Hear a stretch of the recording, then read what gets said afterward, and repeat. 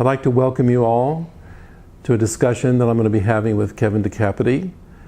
Today is Saturday in the middle of the Mars retrograde while the Sun is opposing Mars, and that's going to be the discussion for today. He and I have shared the need to put astrology on a different kind of footing, to use astrology as a potential spiritual path itself. Kevin, in your article, you have looked at the entire Sun-Mars cycle rather than just the Mars retrograde period itself. Can you explain why you've done this? Yeah, well, first, thanks for having me, Jim. Happy to be here. And to me, for astrology to be meaningful, it has to have context. It has to have, the word this morning that came up for me was orientation. Kind of like a map. And that's, I know it's a metaphor that many people use with astrology, is that the chart is a map. Obviously, the Mars retrograde period tends to be an intense time. To me, to just look at Mars retrograde only is looking at one piece, one component that is significant, certainly, but my question is always to back up a little bit and say, well, what is the larger context that Mars retrograde is sitting within? What is the orientation of the entire chart that reveals Mars retrograde to us? And so one question that I look at there is, well, what is Mars retrograde? What does it mean for Mars to be retrograde? And that's an astronomical phenomenon where it's based really on the nature of our solar system itself. The Sun clearly is the center of the whole thing, with Earth and Mars and everything else orbiting. And we find that this retrograde phenomenon only occurs because the orbital speeds of Earth and Mars are a little bit different. But specifically, it requires a Sun in order for there to be a retrograde. If we had no Sun, we'd have no solar system, we'd have no planets orbiting, there'd be no cycles. Right. So I look at the chart, it's a circle. It's circles within circles. You look at the solar system itself, it's circles, maybe ellipses or what have you, not perfect circles always, but there's this circular pattern. And so when I look at that, you mentioned briefly in the intro that really this Mars retrograde has, it's not just Mars retrograde, it's Mars opposing the Sun. And that's revealed in the chart, with Earth being in between. And in a horoscope, obviously, we are at the center of the horoscope with the planets and signs outside, kind of encircling us.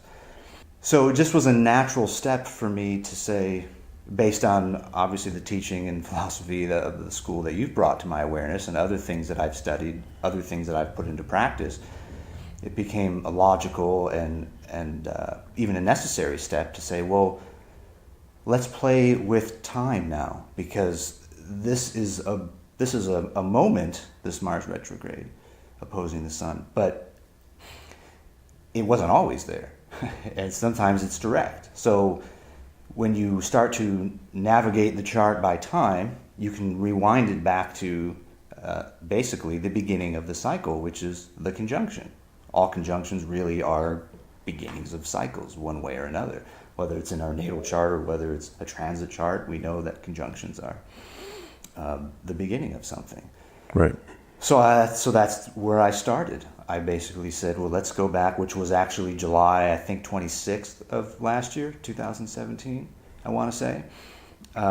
Incidentally, at the same degree for Leo, I think. Right. That the opposition is happening, which I don't think is a common phenomenon either, that the conjunction and opposition occur at the same degree. But I'd have to research that. But nevertheless, I was able to look and say, okay, this is the beginning. Now what happens next? And then as you advance the chart, well, obviously with software you can do that very easily now, and you see that actually it's the Sun moving a little bit faster than Mars. And then I basically went to the different stages from there. There's a 90-degree phase known as a square. There's a 180-degree phase, and then a 270-degree phase. And then back again. How are astrologers often defining just the Mars retrograde when they look at that only, and don't take into account the entire cycle? Well, it's generally pretty negative from what I've read. Tends to be sort of a do your best to get through it kind of approach. It's going to be a tough time, everyone. So you might feel yourself wanting to be more contentious with others, or tempers might flare more easily, that sort of thing. But it'll pass. This too shall pass. That kind of thinking, and then we'll have clearer skies at the end of it. Yeah, I've noticed that in some of the articles I read, there's a list of do not. Mm-hmm. Do not do this, do not start that. And it's somewhat black and white. There's no context. That does become possible if you start looking at the entire cycle in its phases. Mm-hmm. Because then it's no longer a black and white, do not do this. You can do this now, do everything you can now. Mm-hmm. And it all kind of changes when you look at it as a cycle. Kevin, before we start talking about the Sun-Mars cycle as a totality, I'd like to actually break it down and talk about the Sun and what it represents to you, mm-hmm. and Mars separately before we combine them into a planetary pair of Sun-Mars. So let's start. What to you does the Sun represent? To me, I love the word essence for the Sun. There's a lot of other great terms, but I can go into a little bit about what I mean by essence, because I know it's just a word, Good. Obviously. But one of the reasons I like that word is because it has, to me, multiple kind of layers of meaning. There's the quality of essence. Something has an essential quality to it, like an aesthetic, let's say, of a space. There's an essence there, or an energetic essence of just the way it is to be with a person, to relate to someone. There's an essence quality to that. But also the word essential is there. And that means that something that's required or so significant that it's extremely meaningful. And again, I can go back to the astronomy of it, and I was actually looking this morning, the gravitational field of the Sun is so massive, they say it extends about a light year out, maybe even up to 2 light years, which is unbelievable. Right. It's a massive gravitational force. And obviously we know it keeps the whole thing together. So why should it be any different astrologically from a meaning perspective? So if I apply that to what could it mean, then I'm left with, well, everything in the chart then sort of revolves around or filters through in some way, or is essentially connected to the Sun. So we look to the sign that the Sun is in, if we're doing a natal chart or something, and I have found from my own experience that activities or states of being that are in alignment with the Sun sign are the ones that feel vitalizing, the ones that feel purposeful, the ones where I personally can feel connected to life, and I can see other people doing things where they feel connected to life and like they have a sense of purpose because they're in the essence of their Sun, as it were. One of the interesting things, if you look at solar people, Carl Jung, Sun in Leo, Joseph Campbell, many planets in Aries, including the Sun, mm-hmm. is that they don't regard the Sun as static or as who you are. It's much more a case of things you have to do to become, mm-hmm. to be, to grow into your Sun so that you actually activate that very vitalizing force that you refer to. It's not automatic. And in fact, some people don't ever really fully get into the Sun. Mm-hmm. Is that what you mean by essence? Is there some kind of challenge that the Sun requires of us? I think there is. I'm glad you brought that up. I mentioned it in the article. I kind of use the phrase because many of us will go around and say things like, I am a Cancer or I am a Leo. And I use the phrase, maybe I am becoming a Cancer or becoming a Leo. I did address that maybe it's not automatic. And the reason for that is because if we're here to learn, which I think we are, I think that's what the tool of astrology, as you mentioned it being a tool to help us on a path. If that's where it's most useful, then we wouldn't be starting in a completed state. We would have to be starting in a state that was younger, a little bit more naive or underdeveloped. And so there would then be work to do. Then our life becomes a sort of a learning experience or even a project for us to work on. And the energy of the chart as a whole, but of course of the sun, can be developed and worked with consciously, deliberately, which is another key word that I think fits very well with the sun too, simply consciousness. Evolving and developing a higher state of consciousness for ourselves through whatever the experiences are that we have in order to grow, learn, progress, and embody more and more that essence of the sun. Yeah, as a therapist, I've noticed that people who really struggle in life are the ones that have not yet found a way to activate the essence or that vitalizing power of the sun. That they're struggling, that they don't know what matters to them. They're not even sure if life matters at all. That means the solar principle, of course, has been diminished for whatever reasons, trauma in early childhood, lack of opportunity, or whatever. And so it is a challenge to get the solar principle activated. And once we do, then and only then can we, as Joseph Campbell said, follow our bliss, or begin to realize that there's a bliss to look for, a way to operate at a higher level that's more exciting and vitalizing. It's challenging, I think, because our society is not really wired up to have us think that way. There's a lot of expectations about the roles we ought to be playing and the things that ought to make us happy and the things that we should be pursuing that not everyone can so easily recognize, well, what is my essential nature, and how might I best experience that and develop that. And that's, again, what astrology is great for, helping us understand and reveal, orient ourselves to. But I think that also speaks to why it's challenging, why you've seen people who maybe are not living out of their sun as much as they could be. Okay, now let's shift and go to Mars. If you would, in your article you talked a lot about the best way to look at Mars in relationship to the sun. How would you describe the nature of Mars in reference to the Sun-Mars cycle?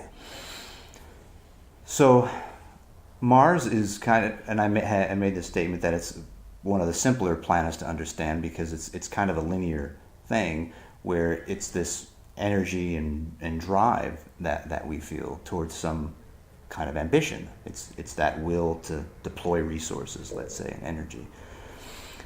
But the big contrast with it to the sun, to me, is that, again, the gravitational field and force of the sun is so massive that everything really does revolve around it. So Mars is best used when it's simply in service to or in relationship with the sun's essence. That if we're able to deploy our resources and use our energy and drive towards that end, whatever that integrative end looks like for us, it's obviously unique for everyone, then that's where we So basically you're saying that if Mars is not connected to and activated by the needs of the sun, it's just a wild force that's kind of randomly acting out and doing things. I think it can be that way for sure, yeah.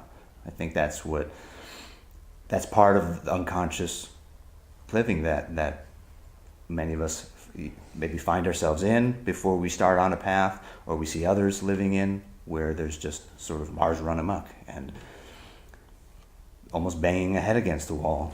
Well, let's back up a step, because you used the word path, and I've used the word spiritual path. Mm-hmm. And that each cycle, each planetary cycle, such as the Sun-Mars cycle that we're discussing today, has the potential to be used as a path. I mean, that's the significance of operating under the use of a cycle. Right. So how does the Sun-Mars cycle begin? I think you said it began, the one we're in right now began in July of 2017. Mm-hmm. What is the nature of that beginning? Well, the nature of it is kind of mysterious at the beginning. It's sort of like a new moon where it's dark. Because it's because the cycle is so young, there would be no way for us to know yet exactly what it is going to be about, what exactly it's going to mean to us. And this is where I think about that Joseph Campbell quote that I like a lot, and I'll paraphrase it because I don't remember, but it's if you can see the path that you're on, it's not your own. Mm-hmm. Which to me suggests that a real path in life has to be very conscious and deliberate. We can go on autopilot if we know the route already. It's almost like putting the Google Maps navigator on. We can just turn left, turn right. It knows the route. We'll just follow it, and it's fine. Yeah.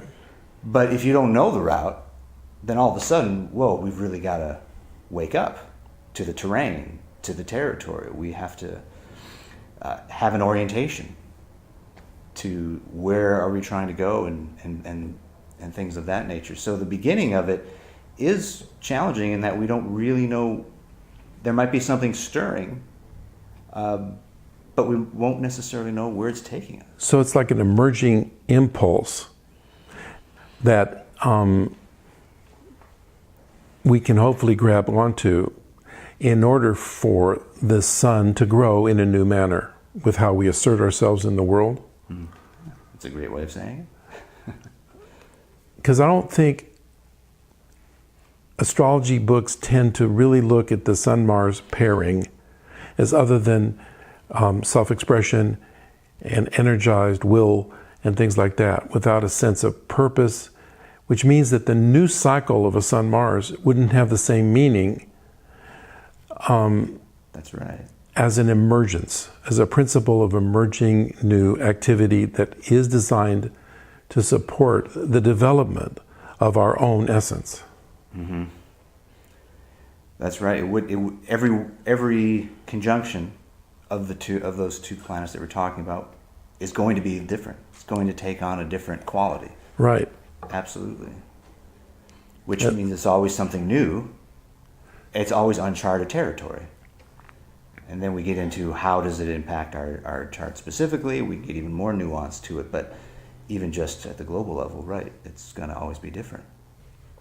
The next phase I would like to talk about is phase 2. You referred to phase 2 as the principle of cutting over. This occurred in March of this year, 2018, I think March 24th perhaps. Mm-hmm. I know that in other systems, first quarter square is called a crisis of action. So there's a variety of names. I like the principle of cutting over. So first, could you describe the general nature of this first quarter square in relationship to the Sun-Mars planetary pair? Mm-hmm. The idea basically in this square, which I call the 90-degree arc in the article, because in looking at this whole cycle holistically, I wanted to use the whole circle. I didn't want to just focus on, again, specific aspects and one specific component, but I want to look at the whole thing. So I tried to refer even to the first quarter square also as a 90-degree arc, because that shows us that these two planets are now, at that, they've traversed 25% of the entire zodiac, basically, at this point. Right. So the significance of that, then, to your question, is if in the conjunction phase there was this sort of unconscious or subconscious seed that was planted, and I don't know if we use that word, but I know that's a word that does often come up with a conjunction and a new moon, is sort of the planting of a seed. Then here at this first quarter 90-degree arc phase, we're dealing with the emergence now of this seed into some kind of, maybe a small seedling or a small plant, if we want to keep with that metaphor, but really it's about, there's some level of awareness now that we're going to have about what the Sun-Mars cycle means. We're not going to be totally in the dark about it anymore. Right, it's not just a seed anymore that you can't see. Exactly. There's now something happening. Something has started to develop in our awareness, and if we're tuned in and if we're living consciously, then we would be feeling nudges or even forces within us to look at things differently, Again, if we're talking about a cycle bringing in something new, then this is new information in our consciousness that's coming into our consciousness. Okay. So the reason it's a cutting over or a crisis of action is because what we're now asked to do, what the cycle is asking us to do, is not stay with the usual path that we've been on. This is kind of, again, going back to the unknown path thing. And if you think about a circle, I mean, I love how the visual is kind of analogous to what we're actually doing, is that now you have to imagine a circle if you can. You've got one here and one there. The circle now curves back inward, whereas the inertia and the momentum of the planet that's moving outward, if it stayed on its trajectory, would fly off the circle, basically. And so the challenge here is to kind of almost wrench ourselves over to stay on the track, like we're in a race car. We could probably use that metaphor with Mars. And when you're making that turn, I mean, you've got to really put your body into it. It is a conscious, deliberate intent to say, I'm going to stay the course. Yeah, it's almost like the conjunction is the emergence of an impulse, but here action is required. Definitely. Otherwise, we are going to be in a static stasis condition. You also in the article talked about being disturbed, and that this actually is a necessary thing at this time. You want to be disturbed, so people who don't want to be disturbed are going to have a real problem with the Sun-Mars square. Could you say more about what you mean by the need to be disturbed? Mm-hmm. Yeah, it's basically disturbance. I kind of mean it in a very strict sense, which is just as in if you imagine a smooth pond and then all of a sudden a rumble, maybe from a pack of gazelle running or something like that, and then it disturbs the surface of the water. It can be subtle like that. It could be an earthquake kind of disturbance. Anything that gets us up onto our feet, that sort of lights us up, and so that we realize something's got to change.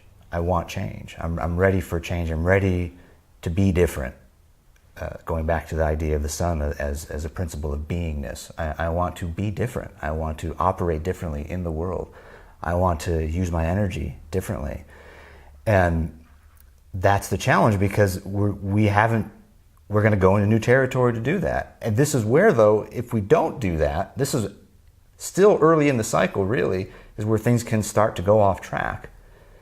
And we'll get to that part later in terms of how the whole thing ends. But this is a really critical step, is can we kind of muster the courage to Well, it do sounds this? like what you're saying is that the biggest danger at this point would be to not make a change. Yeah.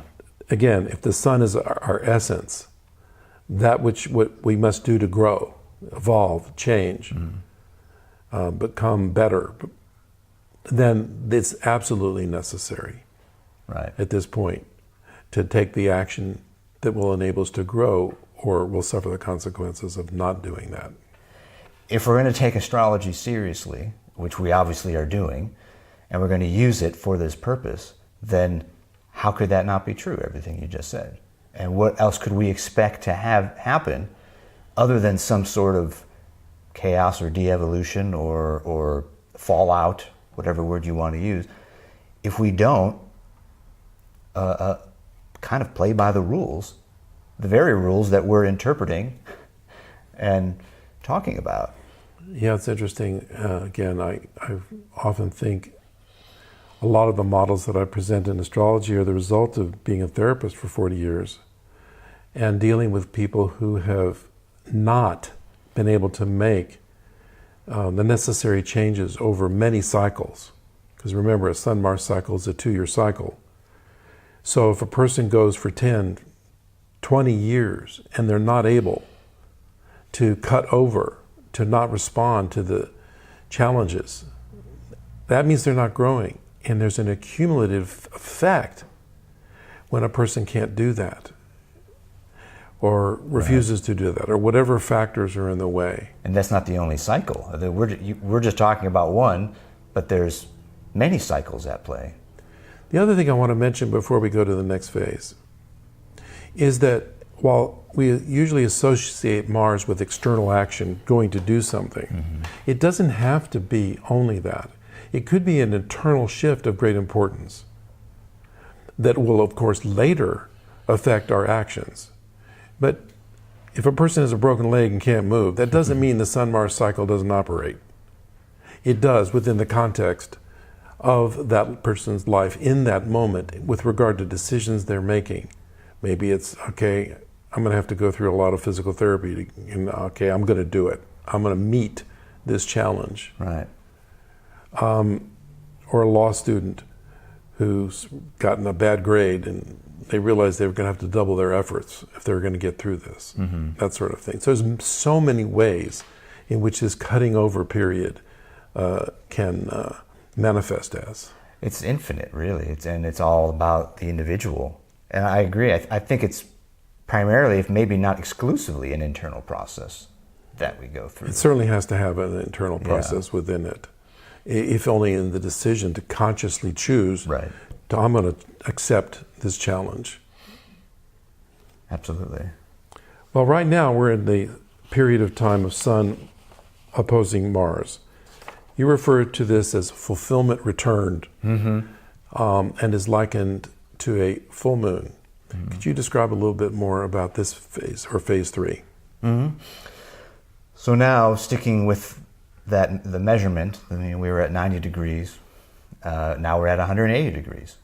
So now the Sun and Mars are at the furthest possible distance from one another. And this is typically called an opposition, as you know. And the interpretations of that are usually all about, contention and conflict and that kind of thing. But again, that's if there's an unconscious component that's operating. The fulfillment that I prefer to go with is what we will experience if we've cut over in phase 2. And so in this particular case, with the Sun and Mars, we're talking about this charge of beingness that I was referring to in the article. The idea of having the energetic resources to commit, perhaps, or to re-strategize how we're going to come more and more into our Sun, how we're going to develop our essence even more. And so this fulfillment phase would be us living out that expression, actually. It would be an opportunity where, in a way, we almost don't have to do a lot during this phase, because if we've done the work at the first quarter, that 90-degree phase, then this is the natural kind of harvest, if you will, or fruits. This is the fruit part of that. So we've done the watering, we've done the the tending and all of that, and so now we have fruit to bear. And of course, the other side of the coin is just as relevant. Rotten if the fruit person did not cut over, was not able to do it, they will get some kind of grade card or indication of the consequences of not doing it at this time. So it can work both ways. And that's where you end up with all the negative interpretations of. I do wonder if a lot of the astrological negative interpretations are simply caused by the inability of an individual to meet the life challenges, whatever they might be. Because when we don't meet a challenge, we do suffer inside, even if we don't admit it to ourselves. And we take that with us into the next cycle, and all of the other cycles, the bigger and smaller cycles.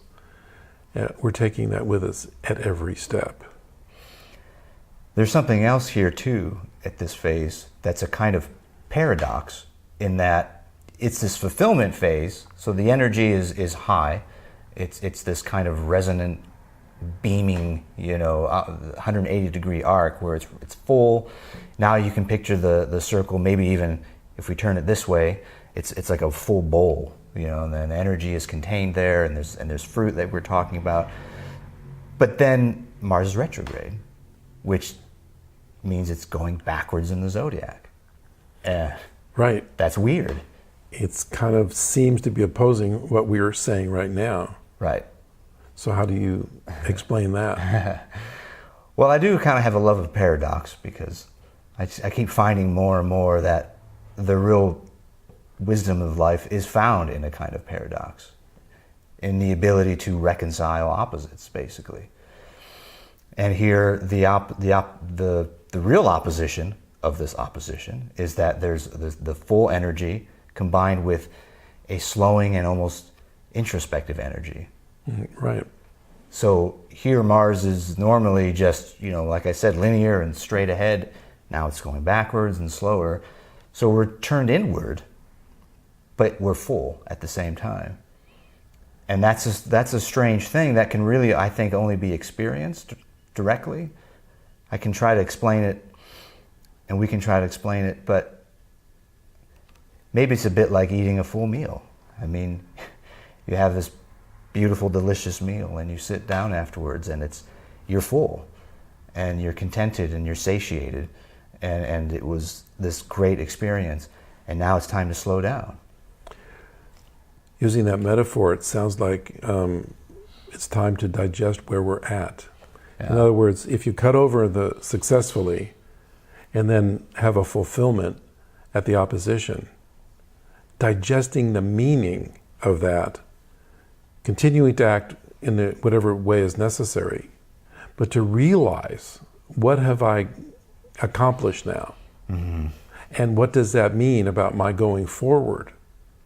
Would be the paradox, because that realization has implications. The realization has, I really need to see this. I need to make it real. Mm-hmm. So I know where I'm at and perhaps what I need to do next, or at least begin to think about what do I need to do next as we continue for the next month mm-hmm. in the Mars retrograde period. Yeah, no, that's a great way of stating it. And in fact, I only outlined 4 phases of the cycle, but we could get more detailed with it, and there are some descriptions of exactly that process that occur after the full moon 180-degree phase, where it is a digestive process. I like that word for it. And we're processing now what just occurred, and it's becoming even more real. And also acting on whatever has been working mm-hmm. and have greater clarity. I always think of oppositions as bringing clarity. Mm-hmm. Because you know where you stand, you know where you are, that kind of thing. Yeah, it would have to mean that, because there's been kind of relative darkness up until this point, increasingly becoming lighter and brighter, but now, right, you're in the full light of the experience. So the Sun-Mars opposition could indicate a time of flowering, but also the sun now is feeling alive and clear mm-hmm. and bright, unless it hasn't been able to meet. Right. And that means that now would be the time to even deal with the consequences of not being able to meet something and beginning a new development in that direction. All right, let's talk about phase 3. I think that occurs in December this year, 2018. You refer to phase 3 as collapsing to expand. An interesting paradox. Mm-hmm. In Dane Rudyard's terms, it's the crisis of consciousness. Mm-hmm. So if you would expand on the meaning of collapsing to expand. Mm-hmm. Just as a minor correction, I'm calling it phase 4. It doesn't matter that much, but just to not confuse the listeners. But the idea here then, so we'll go back to, let's look technically at what's happening. We're now 270 degrees away from where we started. So there's been a pretty long journey at this point. At the same time, we're also 90 degrees away from another conjunction, which would be the next cycle. So there's kind of 2 things happening. One is the full awareness now of what has transpired in the cycle up to this point. And 2 is we're actually turning a little bit to look at the next upcoming cycle. Because now, again, if we use that circle diagram, we started here, we've gone up to 180, now we're back here, and if the starting point was there, now we can turn the other way. So instead of continuing on with the inertia of all of what we just digested, now we can say, all right, something new is coming. There's a horizon ahead. Whereas it was sort of maybe not an uphill battle, but in a sense, we were climbing the mountain in the first half. Now in this back half, we've crested the mountain and we're starting to come down and we're seeing the landscape in front of us. We're not there yet, and there's still work to do to find a way to integrate what we've learned, or if we didn't learn and maybe it was experienced more negatively, the phase 3 fulfillment phase, if that was not so great, this is an opportunity to integrate that so-called, I don't like to use the word failed experience, but so-called failed experience of that cycle. We can say, all right, well, that didn't go so well. What can I take from it, though? I can still reflect and think about maybe how it could have been, and then think about what could be next. One of the interesting concepts of working with cycles is that success and failure as concepts begin to become kind of weak and unhelpful ways of looking at things.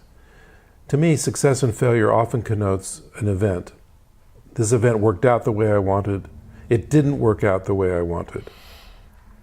And so it's a very short-term evaluation of something. But when you're thinking of cycles and you can learn something from every cycle, from every moment of every cycle, then a failure turns into a success if you respond, and vice versa.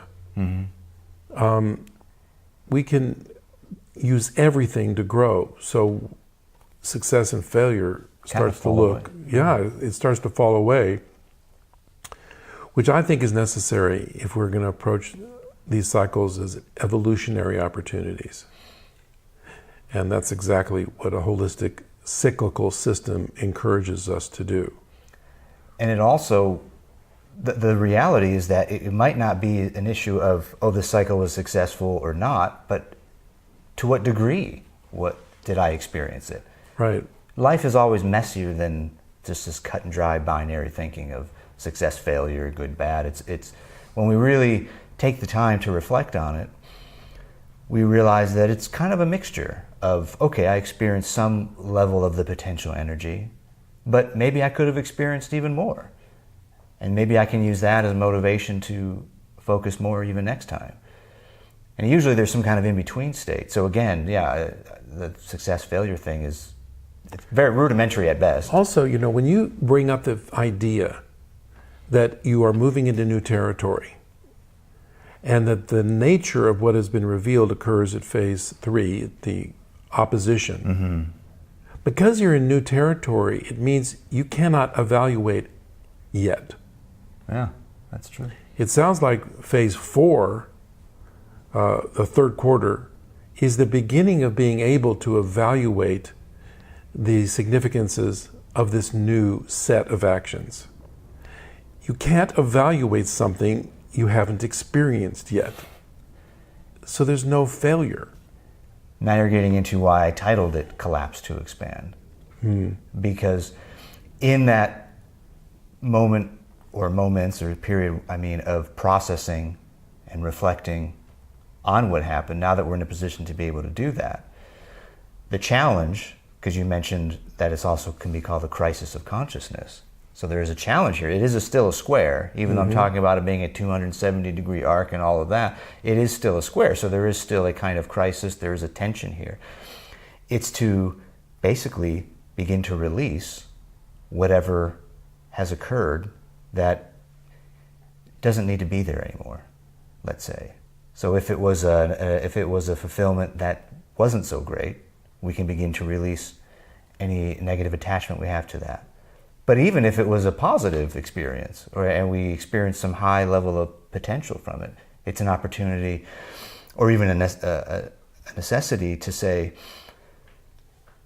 I need to even be willing to let this go. I've learned, I'm working on integrating, and once it's integrated into me, and it's kind of become a part of me, then I don't need the identification or attachment of whatever it was in terms of the definition of it or the specifics anymore. Right. We've been changed, and if we can be aware that we've been changed by the process, then we can start to open our eyes to that new horizon, that the new experience of what's to come. Well, the implication here is that if you start to think in cyclical terms, you know that every cycle will end and a new one will begin with its own, hopefully, new set of challenges and of choices. Mm-hmm. So there is no end. Right. And I think you called it spiral out, comma, keep going. Right. As the representation of the completion of the cycle. Right. Could you say a little bit more about that? Sure. I think that the evolutionary path, if we were mapping it out, would be a spiral. It's circular, but then it's wider and broader every time. Whether it's, even in a three-dimensional way, perhaps getting higher and higher, like conical even. So the idea is that we don't know perhaps where it all goes in the end. I mean, we are so tiny. I'm always blown away whenever I look at figures of astronomy and look at just how far away we are from the sun is almost an unbelievable number. And you try to fathom the universe, you can't. It's like there's no way our minds can even contain what the universe is. Or even the galaxy. Let's just start with the galaxy. You can't even contain really how vast just the galaxy is. So my point is that existence itself is massive. We have no idea how far it could go. So it's not a matter of being done and closing up shop and saying, great job, let's go home. It's a matter of saying, sure, there's a waning energy before the next conjunction. Things are folding up, they are collapsing in. But to condense back into a new seed for something else. So there's so much more that we could experience that we don't even know what it is. So we'd be remiss not to keep going. Also, if the sun or the essence is continuing to grow as you leave a cycle and enter a new one, there's going to be increasing optimism because you now are going to look forward to new challenges. Because there's a sense of I can spiral up, that growth is forever possible, and that I'm not on an endless merry-go-round of the same. So part of the reason of consciously dealing with cycles is to make sure we don't live in the rut of the same cycle over and over again, because that is tedious, it's boring, and of course, kind of a death of our spirit. So meeting these challenges that we've been talking about, not only for the Sun-Mars cycle that we're focused on, but any planetary pair cycle, is how we're going to grow and how we're going to thrive and how we're going to avoid the danger of endless repetition and endless recurrence. Right. Well, would you be staying for a few minutes? And I have some questions from the audience that Sure. we'd like to look at. Yeah, that'd be great. Okay, great. Thank you. Yeah, thank you. Okay, Kevin, I've got a bunch of great questions, and I picked 3 that I thought we could discuss. Okay, great. So let's take it from here. The first question is, I know that the Sun-Mars conjunction that began this cycle about a year ago was at 4 degrees of Leo. How does that color or affect the nature of this 2-year cycle? Do you want to start with that? Sure. Well, we'd have to talk about Leo, obviously, in this case, and try to get a little bit more understanding about what that sign is about. And I like to use, well, in the article anyway, I used the expression of basically love and joy, that Leo at his best could be this very, it's sort of known in the negative sense as can be a dramatic sign. But I think the beauty of it is when it's acting in a simplistic way, when Leo is just sort of basically a prism through which the creative spirit, if you will, can shine through it. That it can be a pure love and joyful state of being. That's a lot to put into a Sun-Mars cycle, but so I don't think that this Sun-Mars cycle would necessarily, be attributable to that in necessarily the most grandiose way, but at least it would be a nudge towards that direction. It would be an aid or a help to get us to move into this more pure, loving, and joyful state. You know, one of the things that I find interesting about this question that's important is that it brings us back to the realization that the Mars retrograde, which is occurring in Aquarius, is not, when you look at it holistically, the most important thing. It's important, but the conjunction, when the cycle began in Leo, that tells you about the cycle, just like any new moon would. And so it's a Leo cycle. So when you focus on cycles and on holism, you realize that the retrograde is only a part of it, a specific phase, and not the actual original impulse. So I think exploring Leo as the meaning of this 2-year cycle is the best way to start. So I really like that question. The next question is, with so many intersecting cycles, how can we best be conscious of all of them, hold all of them in awareness? And the answer to me is that you can't. There's too many cycles and sub-cycles and cycles that when you start to explore all of them, you can't possibly absorb it. The Sun-Mars cycle is a 2-year cycle, and that's actually a relatively fast one as planetary pairs go. A Jupiter-Saturn cycle is a 20-year cycle. And it can be resolved down to the 4 phases, the same 4 phases that you did, in each one being 5 years long. So this particular planetary pair cycle that we're talking about is a trigger cycle. It triggers things that are part of a larger cycle. It's easier, I think, for us to get a handle on the faster moving cycles.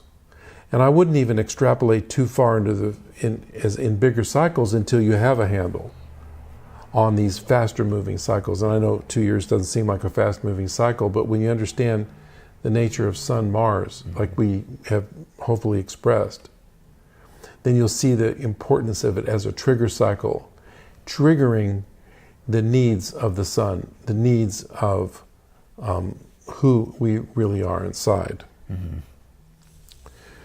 Well, speaking of that, the last question that I'd like to look at is the following question. You mentioned the choices one makes as we move through the phases of the Sun-Mars cycle allows us to grow and evolve.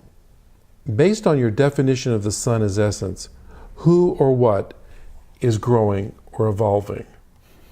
This is the metaphysical part of our discussion. For sure. Where we have to begin to ask if we're more than just a body and if we're more than just this lifetime. Because in my view, it is our own essence, it is who we are that is here experiencing this particular lifetime that's growing and evolving. It's not Jim Sher, it's not Kevin per se that's growing. We're the ones embodying the opportunity for us at a deeper level to grow and evolve, or not. Because to me, free will means we have choices to make, decisions to make, feedback that we're going to receive, depending upon how we do with our choices. And that's where free will is. After all, the freedom to grow implies the freedom not to grow or even to go backwards. Right. Did you want to add anything? That's pretty good. I mean, the only thing I would say is I like to view the chart, or I regard the natal chart as basically kind of a set of attributes and qualities that we get to come into this existence with. And then to your point about whether we grow them or not and work with these qualities or not becomes the free will component that we have. But the chart is our map or is our symbol for ways in which we can best grow in this lifetime. This is, to me, one of the main reasons why event astrology or focus on events in astrology is so limited. It doesn't give us the opportunity to take a deeper look a wider look at opportunities to grow and evolve. It focuses on the wrong thing. An event doesn't tell you what you're getting from the event, what you're using that event to not only mean, but what it implies about where you are in a cycle. And you lose a job. Is that a good thing? Is that a bad thing? What feedback are you getting? You don't know if you just know that event only. And astrology is capable of giving away more information than what event-oriented astrology can give if it's all that you use. So, hope we've been able to show some of that by looking at the cycle. Absolutely. So great. Well, thanks for having me. This has been thank you. Great experience. It's been great fun. Thank you, and thank you to the audience.